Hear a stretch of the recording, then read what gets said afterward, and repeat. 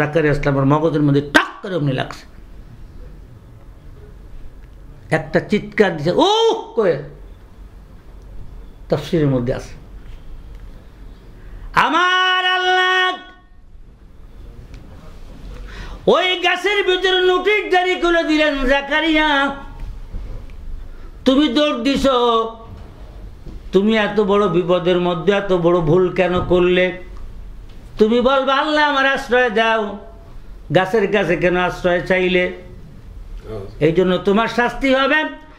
একবারও করিস, তোমাকে এই করাতে 2 টুকরা করা হবে, একদম তোমার পুরো বডিটাকে 2 টুকরা করে 2 দিক ফেলে দেওয়া হবে। আর একটা বার যদি করছো, নবুয়তের দপ্তর থেকে তোমার নাম কেটে দেওয়া হবে। করাতে চিরে চিরে ওই গাছ এবং জাকারিয়া নবীর 2 টুকরা করে ফেললো।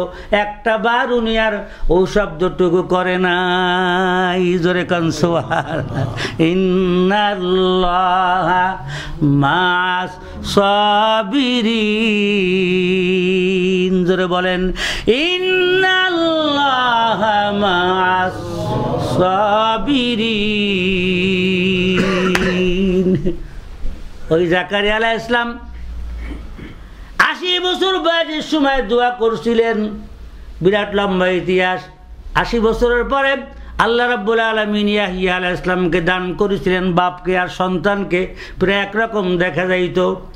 ওই ইয়াহইয়া আলাইহিস সালাম ছোটবেলায় আম্মা খানা রাঁধতেছেন, ছোট ছোট লাকড়ি দিয়ে দিয়ে আগুন ধরায়, পরে বড় লাকড়ি দিতে হয়। দেখেননি গ্রামে আগুন কি আগে বড় লাকড়ির মধ্যে ধরায় না ছোট ছোট লাকড়ির মধ্যে ধরায়, পরে বড় লাকড়ি দেয়? খুব কাঁদতেছে, ওই আগুন জ্বলায় রান্না করতে, খুব কান্নাকাটি করছে। ছোটবেলায় 3-4 বছর বয়স। বলছেন বাবা গো তুমি কাঁদতেছো কেন? কারণ মা গো আমি জাহান্নামের ভয়ে কাঁদতেছি। জাহান্নাম তুমি কি বুঝলে জাহান্নামের? আমি বুঝতে পারিছি মা, ছোট ছোট লাকড়িগুলি ধরাই আপনি পরে বড় লাকড়ি ধরান, বড় লাকড়ি লাগাই দেন। আমার মন বলে কিয়ামতের ময়দানে যদি আল্লাহ রাব্বুল আলামিন আমার মতন ছোট ছোট মানুষ দিয়ে জাহান্নামের আগুন ধরায় দে, এই ভয় আমি জাহান্নামের আগুনে কান্দি। এজন্য আল্লাহ বলেন ওয়া জাকারিয়া ওয়া ইয়া কুল্লুম মিনাস সালিহিন। ওই ইয়াহইয়া আলাইহিস সালামের পয়গম্বরের কবর আলম সিরিয়ার রাজধানী দামেস্ক। বাবারে আমি ওই তার কবর জিয়ারত করেছি দামেস্কের এই শাহী মসজিদ। শাহী মসজিদের মেহরাব, এই যে আমি যেখানে বসছি যারা বলে মেহরাব, আমি যেটার পরে বসছি যারা মেম্বার, এই মেহরাবের বাম পাশেই বিশাল বড় কবর। আপনাদের এই মসজিদটা যত বড় হবে, এত লম্বা হবে, এর থেকে আরো বেশি লম্বা হবে, এতটুকু না আরো প্রায় চওড়া হবে। এত বড় বিশাল বড় কবর, পৃথিবীর সমস্ত দেশের মানুষ ওখানে এসে জিয়ারত করতেছে। আল্লাহ রাব্বুল আলামিন কয়েকবার আমাকে ওই জায়গায় জিয়ারতের সুযোগ দিয়েছে। লম্বা ঘটনা বয়ান করার সময় নেই। ওই ইয়াহইয়া আলাইহিস সালামের সঙ্গে আল্লাহর নবী দেখা করলেন, সালাম হইল, মুসাফা হইল, গলায় গলায় মিলাইলেন। আল্লাহর নবী বলেন এরপরে আমি ওখান থেকে রওনা দিলাম 3য় আকাশের দিকে। 2য় আকাশ থেকে 3য় আকাশ আবার অতটুকুন ফাঁকা, আবার 3য় আকাশে নবীজি চলে গেলেন। বিরাট লম্বা ইতিহাস। এক একটা আসমানে নবীজি কি দেখলেন কি করলেন এই বয়ান করতে মিনিমাম 7 দিন 7 রাত লাগবে বাবা।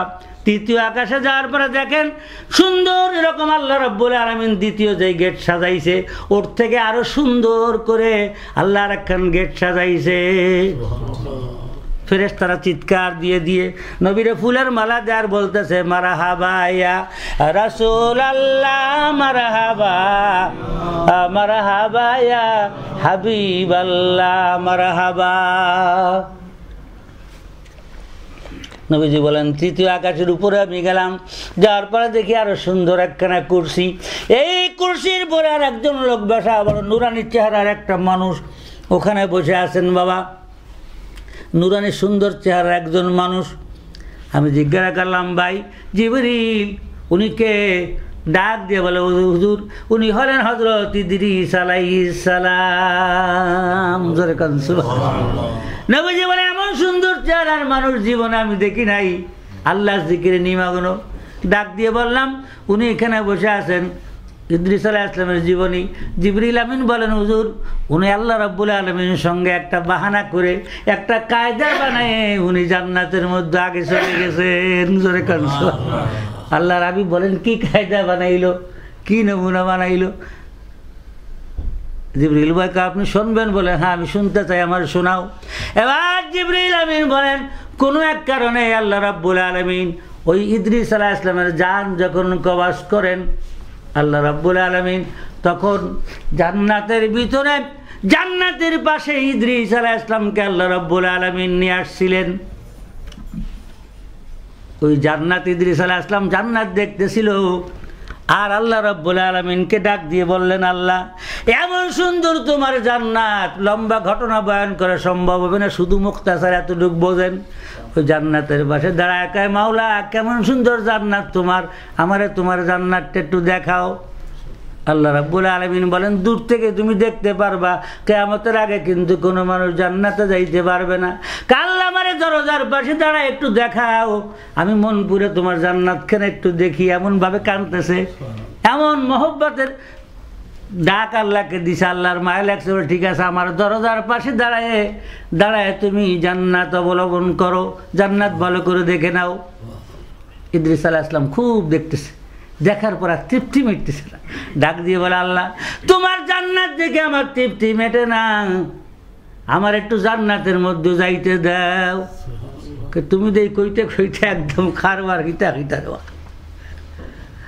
না।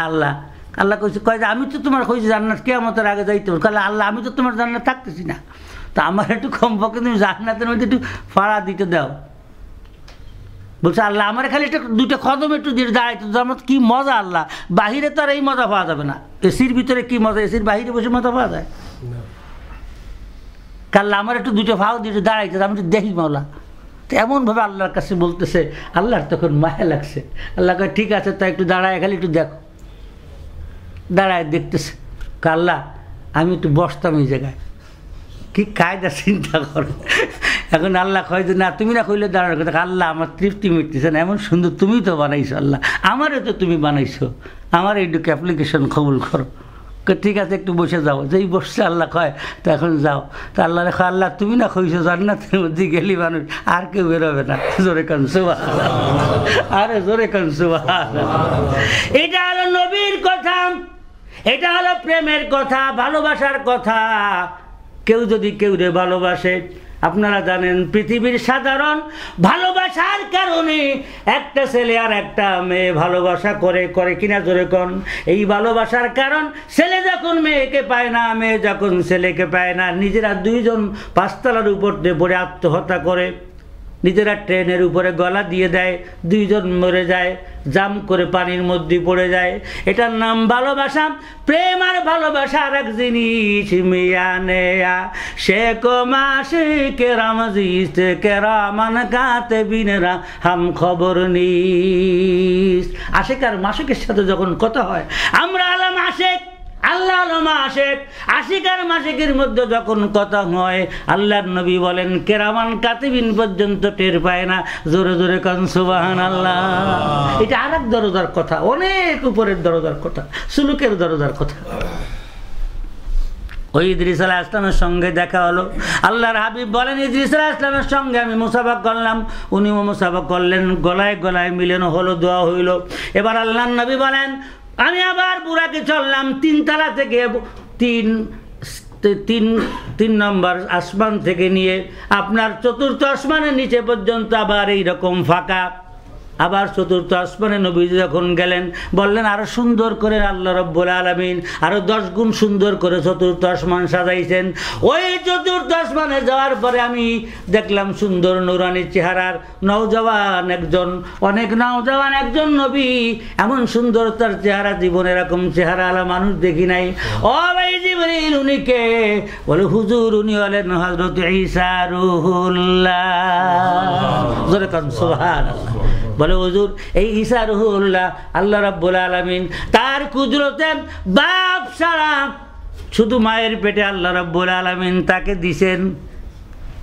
এই বয়ান আল্লাহ সূরা মারিয়ামের ভিতরে কোরআন শরীফের মধ্যে করছে। 1 মাস এক মাস এক দিন, দিন এবং রাত্র যদি আমি বয়ান করি, ওই সূরা মারিয়ামের তাফসীর শেষ হবে না। বাংলাদেশে করি বড় বড় মাহফিলে সূরা মারিয়ামের এক একটা সাবজেক্ট থাকে, তো বাংলাদেশের মাহফিলে হুজুর আপনার এই সাবজেক্টের উপর ওয়াজ, সূরা মারিয়ামের তাফসীর শুনতে চাই আমরা। তখন সূরা মারিয়ামের তাফসীর করলে হযরত ঈসা আলাইহিস সালামের পুরা জীবনী, মারিয়াম আলাইহিস সালামের পুরা জীবনী তার মধ্যে শুনলে তখন তৃপ্তি পাওয়া যায়। যাই হোক, চতুর্থ আকাশে হযরতে ঈসা আলাইহিস সালামের সঙ্গে দেখা করলেন। পঞ্চম আকাশে চলে গেলেন নবীজি। পঞ্চম আকাশ আরো সুন্দর করে সাজাইল। পঞ্চম আকাশে যাইয়া হযরত হারুন আলাইহিস সালামের সঙ্গে দেখা করলেন। নবীজির নাম কি? হযরত হারুন আলাইহিস সালাম।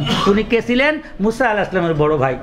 মুসা আলাইহিস সালামের বড়, মুসা আলাইহিস সালামের বড় ভাই। বিরাট বড় ইতিহাস আছে আল্লাহ রাব্বুল আলামিনের কাছে। মুসা নবী দোয়া করছিলেন, এই দোয়ার কারণে আল্লাহ তারও নবী বানাইছিলেন। মুসা আলাইহিস সালাম একদিন কোনো কারণ বিশেষ, বিরাট বড় এক কারণ হয়ে গেছিল, গাবি পূজা। ওই পূজার কারণে তারা রাগ করে এক চড় মারছিলেন দাড়ি ধরে। এই তাফসীরের মধ্যে সেটাও লেখছে, অত কথা বলার মতন সময় হবে না, বিরাট লম্বা। উনিও বড় নবী ছিলেন। আল্লাহ রাব্বুল আলামিন যদিও রসুল ছিলেন না সুন্দর, আল্লাহ তার কথাও কোরআন শরীফে বয়ান করেছেন, তার নামও কোরআন শরীফে আছে। পঞ্চম আকাশ থেকে আল্লাহর হাবিব বলেন যে আমি ষষ্ঠ আকাশে যাইয়া মুসা আলাইহিস সালামের সঙ্গে দেখা করলাম। কোন নবীর সাথে? এই নবীর নাম হলো মুসা। নবীদের মধ্যে ছিলেন মুসা। ওরে তুর পাহাড়ে যাইয়া মাওলারে দিতেন খালি খোসা। আল্লাহর সাথে বেশি কথা কইতেন, সবচেয়ে বেশি মুসা আলাইহিস সালাম আল্লাহর সাথে বেশি কথা কইত। আল্লাহ কহে তুর পাহাড়ে ডাক দিলেন, মুসা আসো আমি তোমার সাথে কথা বলবো। আল্লাহ বলেন, মুসা তোমার হাতে কি? তোমার হাতে কি? মুসা আলাইহিস সালাম কয়, মাওলা তুমি দেখো না এই দেখি। ক্বালা হিয়া আসাই। আল্লাহ যে আমার হাতে লাঠি, এটা দিয়ে আমি বকরির, আমার ওই বকরির পাতা বাড়িয়ে বাড়িয়ে বকরিরা খাওয়াই, এটা দাও না তুমি। এই লাঠি দিয়ে আমি ট্যাক লাগাই, কোনো কোনো সময় ঘুমোই, বকরি চড়াই, আরো অনেক কথা কইতেছে, লাঠির বয়ান করে শুনেছি। আল্লাহ কয়, আমি খালি জিজ্ঞাসা করছি যে হাতে কি?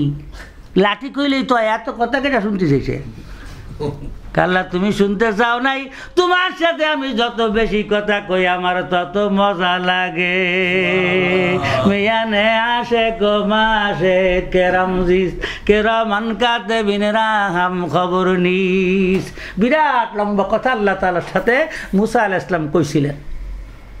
এরপরে কিভাবে হযরত মুসা আলাইহিস সালাম কোহেতুর পাহাড়ে আল্লাহর সঙ্গে দেখা করছিলেন। কোহেতুর পাহাড় কিভাবে জ্বলে গেল, লম্বা ইতিহাস, ওইগুলো বয়ান করার সময় নাই। ওই কোহেতুর পাহাড় যে জ্বলে গেছিল, ওই জায়গার থেকে আপনারা যে শর্মা লাগান, ওই কোহেতুর পাহাড়ে আল্লাহর কুদরতে জ্বলে গেছিল। মুসা আলাইহিস সালাম বারবার কয়, আল্লাহ আমি তোমার একটু দেখতে চাই, রব্বি আরিনি ইয়া মুসা। আল্লাহ আমি তো তোমার দেখবো। ওই ঈসা আলাইহিস সালামের মতন ওইখানে যাই শুরু করছে আল্লাহর সাথে। আমার দেখতে পারবা না, খালি খালি বিরক্ত করো না রে বা। না আমি তো দেখবো আল্লাহ, তোমার আমি না দিয়ে যাইতাম না, আজকে আমি দেখতাম তোমার। আমার দেখা সম্ভব না। ৭০,০০০ পর্দার ভিতরে আল্লাহ থাকেন। জোরে কোন সুবহান। কত হাজার পর্দা? ৭০,০০০ পর্দার ভিতরে আল্লাহ রাব্বুল আলামিন বিরাজ করছেন। মুসা, দুনিয়ার কোন মানুষের সাধারণ চক্ষু দ্বারা আমাকে দেখা সম্ভব নয় রে মুসা। আল্লাহ তারপরও আমি তোমার দেখতে চাই, রব্বি আরিনি ইয়া মুসা। আল্লাহ আমি দেখবো, আমার সুযোগ করে দাও আল্লাহ। কোনো তাই ছাড়ে না, বল নাসর বান্দা আল্লাহ যতই হয়। আল্লাহ কইলাম তারানি ইয়া মুসা, দেখা সম্ভব না আমার। বারবার বিরক্ত করতে করতে আল্লাহ আমি যাইতাম না, আমি তোমার দেখতাম, আমার ব্যবস্থা করো। বারবার বিরক্ত করলে কাঁদতেছে, কাঁদতে কাঁদতে পাগল হয়ে গেছে। তখন আল্লাহ তাআলার মায়া হয়েছে। আল্লাহ তাআলা বলেন যে ঠিক আছে, কোহেতুর পাহাড়ের দিকে একটু চাও, দৃষ্টি নিক্ষেপ করো।